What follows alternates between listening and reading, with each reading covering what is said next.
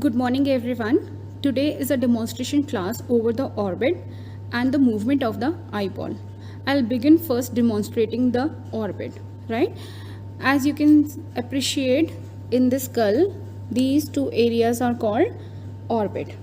Orbits are a pair of bony cavities which contain eyeball, the muscles associated with eyeball, blood vessels, nerves, lymphatics, a part of lacrimal apparatus, and a quantity of fat. Now, each orbit is pyramidal. It's four-sided pyramid. The apex of the pyramid lies behind, deep down, right? And this is the base of orbit. The base of the orbit is also called as orbital margin, right? The medial wall of the orbit, the medial wall of the orbit of each side are aparted with a distance of 2.5 centimeters only, and in the distance between them, that this 2.5 centimeter area is covered by the nasal cavity. If you focus over the lateral wall are sloping backwards and medially, and they are meeting each other at a right angle. Just look at here in this handmade diagram. I have drawn these two orbit, medial wall, more sloping the lateral wall. Between the two medial wall, there is a distance of 2.5 centimeters, right? In between there is a nose, and back side the two lateral walls are forming an angle of 90 degree. Now let's see more further. If you focus the axis of the orbit, it's running like this, and in one side of orbit I have fitted an eyeball. The eyeball interior part lies beyond the margin of the it lies beyond the orbital margin, right? And if I draw a visual axis passing through an eyeball, this AP, this red one, this is a visual axis of an eyeball. So you will realize that the axis of orbit and the visual axis are not coinciding. They are in a different planes. I hope you understood this. Now let's begin with the boundaries of the orbit. The orbit has the roof, the floor, the medial wall, and the lateral wall. This is the lateral wall, right? The roof is composed of two bones: orbital part of frontal bone. This is your frontal bone, right? This is the orbital part of frontal bone, and back behind there is the lesser wing of sphenoid. I hope you can even appreciate the suture here. So this is the lesser wing of the sphenoid, right? Now if you focus over the roof, on the anterolateral part of the roof, a fossa is there. A fossa is for the lodgement of the orbital part of lacrimal gland. On the anteromedial side, you will see a notch here, which is called trochlear notch or spine. This gives attachment to the pulley, which gives attachment to the pulley for the superior oblique muscle of eyeball, right? We will discuss this later once again, but first just remember this is a trochlear notch, okay? Trochlear spine, and above to it there is a supratrochlear notch which converts into a foramen, and through it the supratrochlear nerve and vessels passes through it. Understood? Okay. Now just back behind towards the apex, just back in the roof part only, you will see a foramen where you can appreciate my forceps there.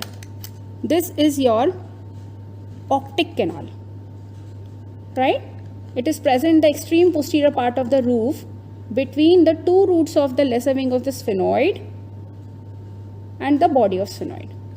Optic canal passes the optic nerve, right, with the three meninges, means the optic nerve is ensheathed by the three meninges and an ophthalmic artery also. right? So content of the optic canal is optic nerve and ophthalmic artery. Understood? Now let's come over the floor. This is the floor. The floor is formed by the three bones. The first is orbital surface of the body of maxilla. Orbital surface of the body of maxilla. This is your maxilla and this is the orbital surface of the maxilla. The second is your zygomatic bone. This is your zygomatic bone. That's good. Zygomatic bone, right? And here it is the palatine bone. Understood? So three bone are the maxillary process, orbital part of maxilla, then zygomatic process, and towards the medial side is posterior-medially is orbital process of palatine. Now what are the features over this? On the floor there is an infraorbital groove and canal, right, and inferior orbital fissure. The floor presents the infraorbital groove and the canal which transmits the infraorbital nerve and vessels, and back behind there is an infraorbital fissure. I hope you appreciated this, right? The floor towards the anteromedial side, this area gives origin to a muscle called as inferior oblique muscle. Inferior oblique muscle. The inferior oblique muscle is also an extraocular muscle, right?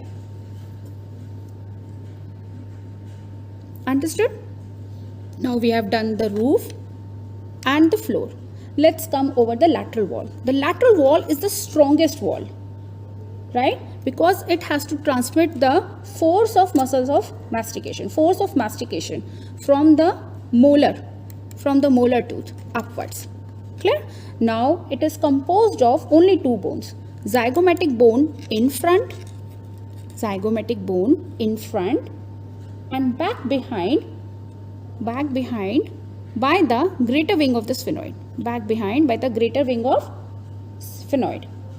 Clear? Now over this area you will appreciate, over the zygomatic bone you will appreciate a tubercle here, a very small tubercle, Whitnell's tubercle. This gives attachment to four structures. First is the lateral palpebral ligament, then your check ligament of the lateral rectus muscle, suspensory ligament of eyeball, and your levator palpebrae superior orifice muscle.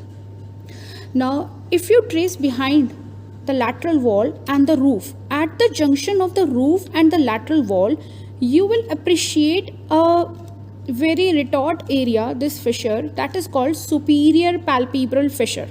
This area where my forceps is called superior orbital fissure. The superior orbital fissure, this whole fissure is divided by a common tendinous ring. It's divided by a common tendinous ring into three parts. The lateral, intermediate, and the inframedial part. The common tendinous ring, this is very important. The common tendinous ring attaches over the lateral part. It covers the lateral part and even the optic canal. This area, right? The common tendinous ring attaches. Now what is common tendinous ring? It is a cartilaginous ring, right, where all the extraocular, the four recti muscles of extraocular muscles, right, receives the origin, right? Let me show you a diagram, a handmade diagram. This is here. This is the lesser wing of the sphenoid. This is the lateral area. This is superior orbital fissure. This is the lateral area of the superior orbital fissure. A common tendinous ring is attached here and enclosing an optic canal. And this ring I have shown you with the green color, and the brown color here is representing the muscles, the four recti muscles here. Understood? And just above to it, towards the medial side, this is the origin of superior oblique muscle, and another side is the levator palpebrae muscle, right? So actually these two muscles are also originating from the roof, lesser wing of the sphenoid. Please do remember, क्योंकि when I am going to do the extraocular muscle, I'm going to tell this again that from where the superior oblique muscles get originated. So it gets originated from the roof of the orbit, from the lesser wing of the bone, just above and medial to the common tendinous ring. I hope you understood this. Now let's come over the medial wall. Medial wall. The medial wall is the thinnest wall, right? The medial wall is your thinnest wall, and it begins from the anterior lacrimal crest. This area is anterior lacrimal crest, okay, and back till back, right? So it begins from the anterior lacrimal crest, and the bone on which this is present is your frontal process of maxilla. Frontal process of maxilla. Then just behind to it, a very paper-like bone is present, right? A very paper-like bone is present. That is called lacrimal bone. ये बहुत thin होती है. It is very papery, okay? And just behind to it is the orbital part of ethmoid, and back to it body of sphenoid. Understood? Now, when you focus over the lacrimal bone, you will see a elevated ridge here. This is called posterior lacrimal crest. So the area between the anterior lacrimal crest and the posterior lacrimal crest forms a lacrimal sac. This area is lacrimal sac. This this forms a fossa, lacrimal fossa, and it lodges the lacrimal sac in it. It lodges what? Lacrimal sac. The lacrimal sac is related with the lacrimal apparatus. Understood? Now just posterior to it, you will see two fossas, anterior foramens, anterior and posterior ethmoidal. Anterior and posterior ethmoidal foramenas, they lie just between the medial wall and the roof of the orbit, and they transmit the vessels and the nerves of the same name, means the anterior and posterior ethmoidal nerve and vessels. Understood? Now let's come over the orbital margin. The orbital margin is four-sided curved margin, and it is composed of frontal bone, zygomatic bone, right? Frontal, zygomatic and maxilla, right? And in nearly equal thirds. In nearly equal thirds. Okay? Now this is all about the boundaries of the orbit. Now what are the contents of the orbit? The first is, very first most, is the eyeball, the muscles of the orbit, right? The fascia bulbi, nerves. First is optic, which is your second cranial nerve, oculomotor nerve, which is your third cranial nerve with ciliary ganglion, trochlear nerve, which is your fourth cranial nerve, abducent nerve, which is your sixth cranial nerve, and some branches of the ophthalmic nerve and sympathetic nerves. The vessels which are present in this orbit is ophthalmic artery, superior inferior ophthalmic vein, lacrimal gland, and small amount of orbital fat. Now let's begin with the muscles of orbit.